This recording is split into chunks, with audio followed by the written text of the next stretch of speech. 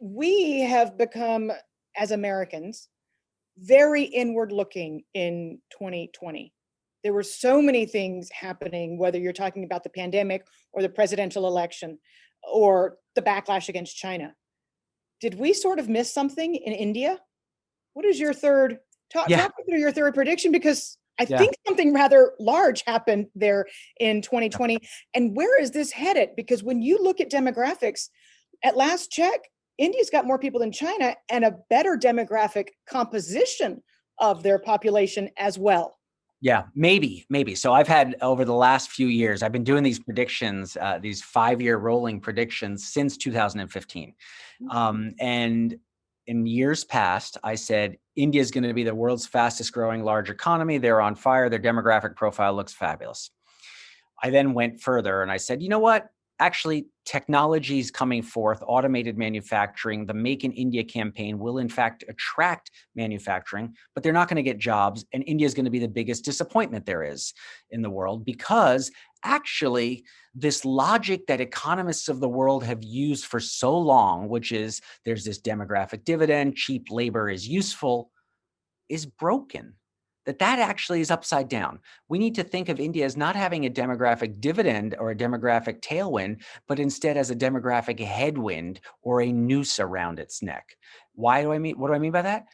Well, lots of young people means you better produce lots of jobs. And we're not talking about, you know, so it's a development strategy shift that needs to take place. Here's what I mean.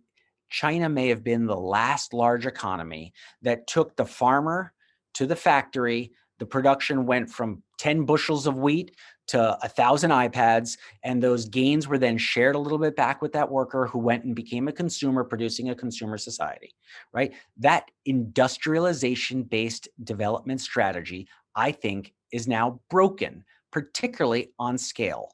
And India needs a development strategy at scale.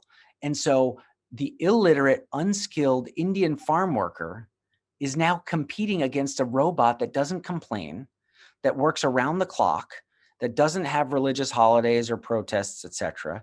And that when he makes a mistake, the engineer corrects it and he doesn't make the same mistake again, ever, right? And so I'm really nervous about the long-term prospects for the emergence of a large Indian middle class. I think it's a hope. Tim Cook said China was great. India is the next China. I have to laugh at that. The average Indian, the GDP per capita is somewhere in the 2000s, but the iPhones are costing what, $1,000 these days, or almost? I mean, half of an annual salary of an average Indian, and you think you're going to sell millions of these things? No. Will there be a market? Yes. Will it be a big market? Yes. Is it the next China? No. So that's number one. Now to the more recent prediction I made, which was India becomes geopolitically important. I think this is really interesting. Obviously, I think so. I'm biased, but India had an armed conflict with China this past year. A lot of people didn't pay attention to that. No. In the border areas where they have disputes, there were guns fired and people died. This is between two nuclear armed powers. By the way, we might have remembered last year, India had similar conflicts with its other neighbor, Pakistan, which is also a nuclear armed power. And so this is really an interesting part of the world, and I would argue potentially becoming as interesting as any other part of the world from a geopolitical and national strategy perspective. And I think the US will come to conclude that India can be a countervailing force in that part of the world against just China, right? I mean, sort of we can help have a influence in that region to combat the Chinese influence that's been growing. And by the way, it can help also with the Pakistan relationship, but it has the potential to lead us very much into conflict with India's traditional patron saint, which is Russia. And so that creates some complications, but it's something to watch.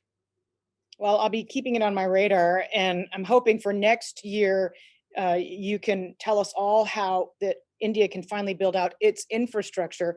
I once tried to explain to somebody that the multiple of highways in China was so big I needed an extra large screen on my calculator, and they're like, "That's impossible. There's so many people there." And I'm like, "No, there really is.